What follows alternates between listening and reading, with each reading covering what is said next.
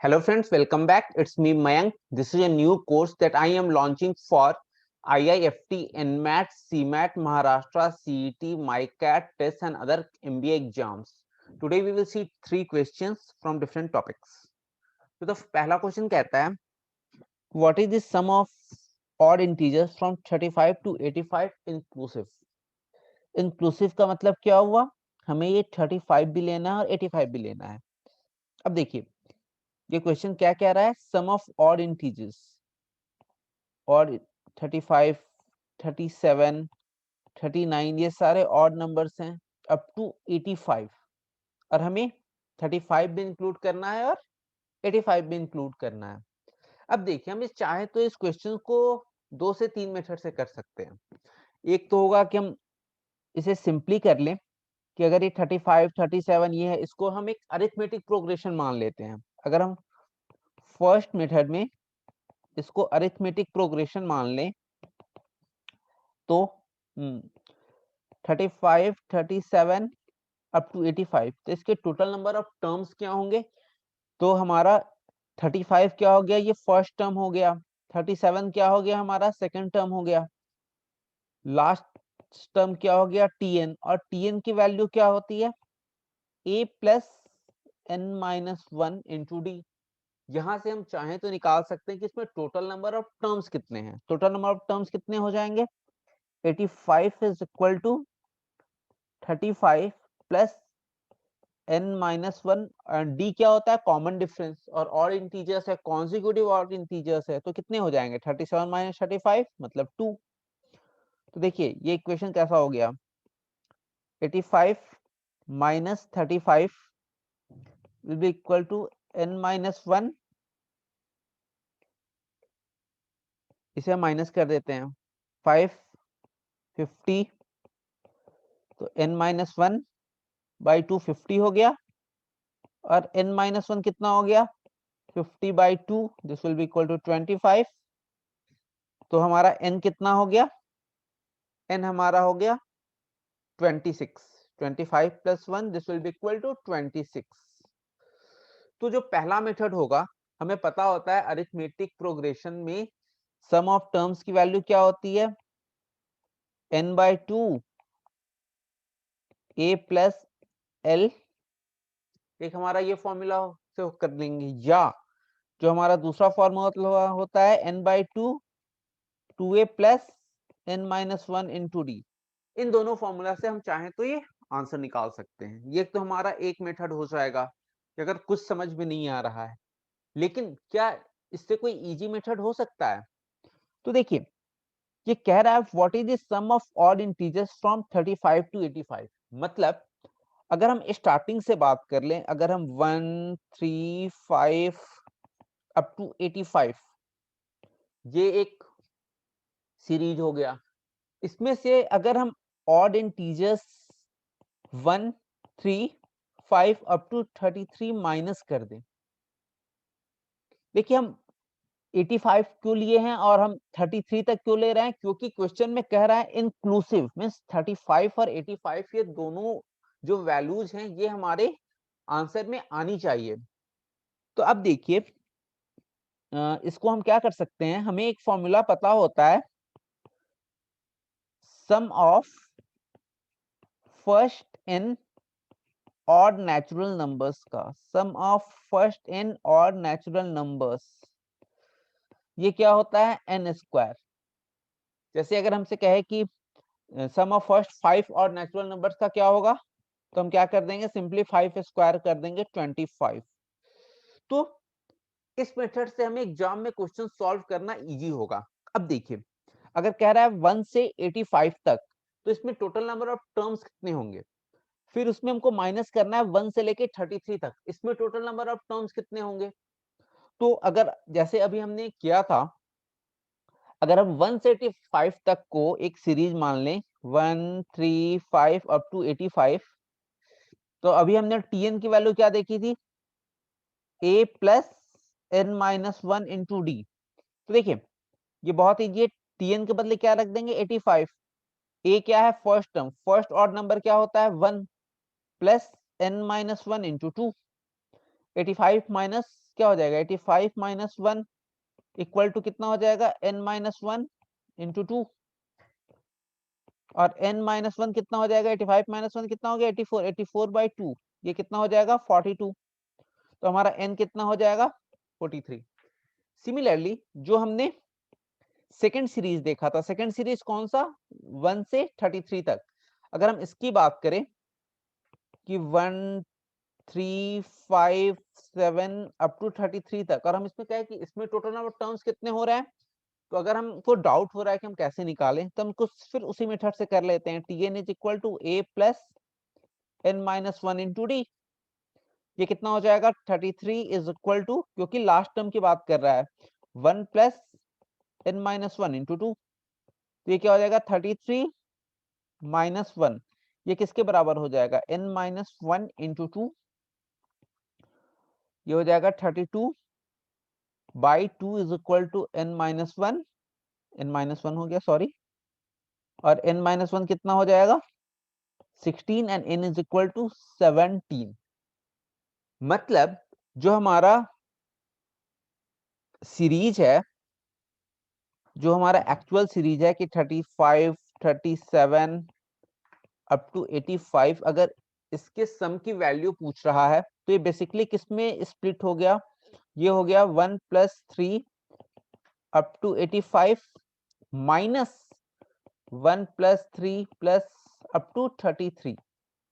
तो अभी हमने देखा था sum of first n odd natural numbers, इसका फॉर्मूला क्या हो जाएगा n स्क्वायर, इसमें टोटल नंबर ऑफ टर्म्स कितने हैं 43, इसमें टोटल नंबर ऑफ टर्म्स कितने हैं 17, तो इसके सम की वैल्यू क्या हो जाएगी 43 स्क्वायर माइनस 17 स्क्वायर। अब देखिए इसको हम और अच्छे तरीके से सिंप्लीफाई कर सकते हैं। 40 ये क्या हो गया ए स्क्वायर माइनस बी स्क्वायर हो गया, और ए स्क्वायर माइनस बी स्क्वायर की वैल्यू क्या हो जाती है ए प्लस बी ए माइनस बी, तो ये क्या हो गया 43 प्लस 17 एंड 43 माइनस 17। ठीक है, अगर हम इस मेथड से इसे सॉल्व करने की कोशिश करेंगे ना तो हमारे कैलकुलेशंस बहुत इजी होती जाएंगी, और हम एग्जाम में कोशिश करते हैं कि हम मिनिमम कैलकुलेशन करें। तो ये 43 प्लस 17 कितना हो जाएगा 60, एंड 43 माइनस 17 कितना हो जाएगा 43 माइनस 10 33 माइनस 26। अब इसे सिंपली मल्टीप्लाई कर दो, 6 6 या 36, 3 6 2 12 15 1560, तो हमारा आंसर क्या हो जाएगा 1560, ये हमारा आंसर हो गया। तो एक तो हम इस तरीके से कर सकते हैं सम ऑफ फर्स्ट इन और नेचुरल नंबर्स के सम से कर सकते हैं, या तो हम इसे सिंपल एक अरिथमेटिक प्रोग्रेशन मान लें 35 प्लस 37 अप टू 85, यहां से टोटल नंबर ऑफ टर्म्स निकाले और यहां से हम एडिशन के फॉर्मूला से इस क्वेश्चन को कर सकते हैं। चलिए अब हम दूसरा क्वेश्चन देखते हैं। ये कहता है what is the larger of the two solutions of the equation. ये क्वाड्रेटिक इक्वेशन का क्वेश्चन है, ये इजी क्वेश्चन है लेकिन हमको इसको समझना पड़ेगा, और ऐसे क्वेश्चन आप टेस्ट में एनमैट में मत एक्सपेक्ट करिए कि ऐसे क्वेश्चंस आएंगे। ये बहुत इजी है लेकिन इसमें ट्रिक है। कह रहे हैं what is the larger of the two solutions of the equation. हमारा इक्वेशन क्या है x square minus 4x equal to 96। तो हमें पता है कि एक क्वाड्रेटिक इक्वेशन है, तो क्वाड्रेटिक इक्वेशन में क्या होते हैं दो रूट्स होते हैं,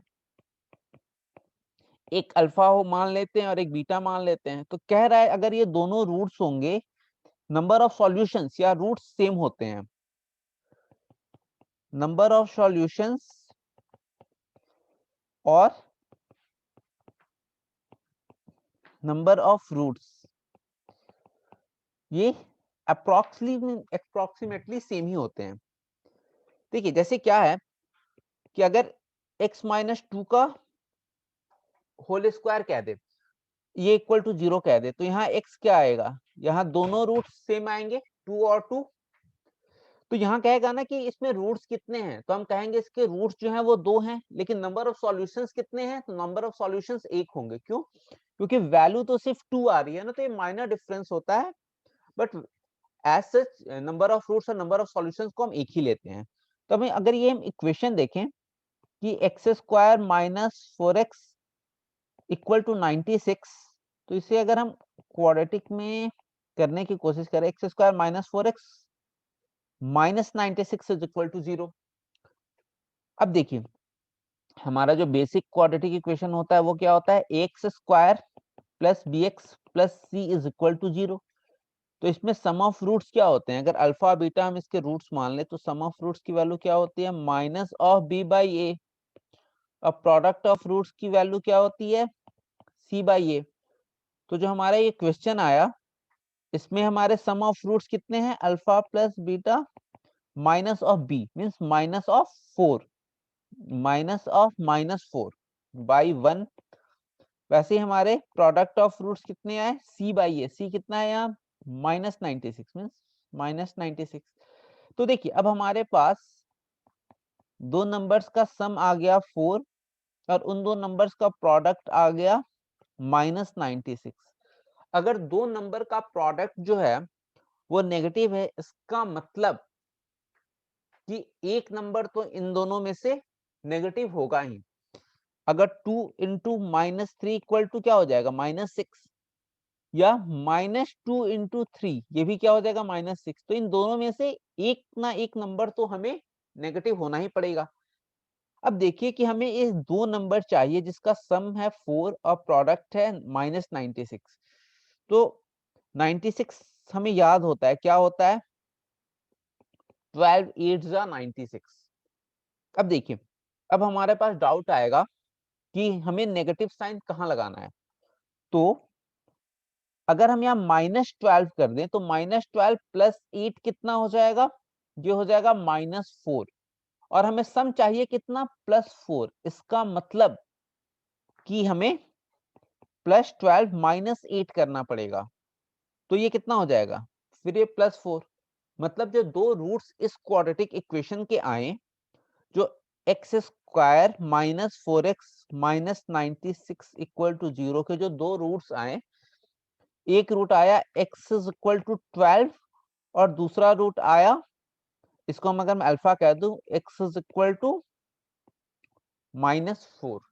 तो हमसे क्वेश्चन क्या पूछ रहा है, what is the larger of the two solutions of the equation. तो इसके दो सॉल्यूशंस क्या है, 12 और -4, लार्जर कौन है, 12। तो ये क्वेश्चन एक तरीके से इजी है लेकिन आपको इसको लैंग्वेज समझना पड़ेगा। चलिए एक क्वेश्चन और हम लोग देखते हैं।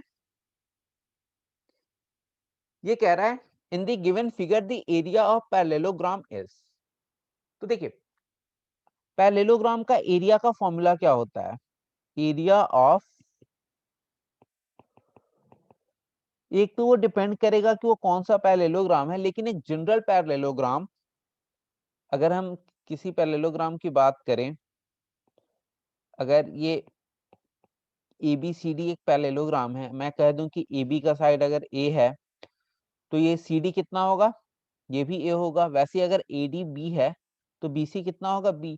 और अगर इन दोनों के बीच का एंगल दिया है, अगर ये एंगल थीटा है, तो अगर मैं बात करूं ये एंगल क्या हो जाएगा, तो हमें पता है पैरेललोग्राम में क्या होते हैं, ऑपोजिट साइड्स जो होते हैं वो पैरेलल होते हैं। तो अगर मैं इस एंगल की, अगर ये एंगल थीटा है तो ये एंगल कितना हो जाएगा, ये हो जाएगा 180 डिग्री बाई थीटा। ये हमें पता होनी चाहिए। और अगर हम बात करें एरिया ऑफ पैरेललोग्राम की, तो एरिया का फॉर्मूला होता है A इंटू बी, जो ये साइड है, इंटू साइन थीटा। अगर ये याद है तो हम ये क्वेश्चंस कर लेंगे। कई बार हमें ये फॉर्मूला नहीं पता होता है तो हमें क्वेश्चन सॉल्व करने में थोड़ी दिक्कत होती है, लेकिन अगर हमें ये फॉर्मूला पता है और अगर हमें बेसिक साइन कॉस टैन की वैल्यूज पता होती है तो हम ये क्वेश्चन बहुत इजीली कर लेंगे। अब देखिए क्वेश्चन क्या कह रहा है, इसमें हमें ये पैरेललोग्राम दिया हुआ है, AD की साइड लेंथ है 8 सेंटीमीटर, CD की साइड लेंथ है 12 सेंटीमीटर, और ये एंगल हमें 60 डिग्री दिया हुआ है। तो फिर एरिया बहुत ही इजी हो गया। एरिया का फॉर्मूला क्या होता है, 8 इंटू, अगर मैं इसे साइड में लिखूं तो क्या हो जाएगा, AD और AB की लेंथ कितनी हो जाएगी, ये 12 है तो ये भी 12 हो जाएगा, means AD into AB sine theta, means 12 into 8 into sine 60 degree. 12 into 8 और साइन 60 डिग्री की वैल्यू क्या होती है, √3/2। बस हमारा आंसर निकल जाएगा। ये 2 से 4 टाइम्स कैंसिल कर देते हैं, 12 4 जा 48 √3, तो ये हमारा आंसर हो गया। ठीक है, फिर कल मिलते हैं कुछ और क्वेश्चंस के साथ। Bye bye.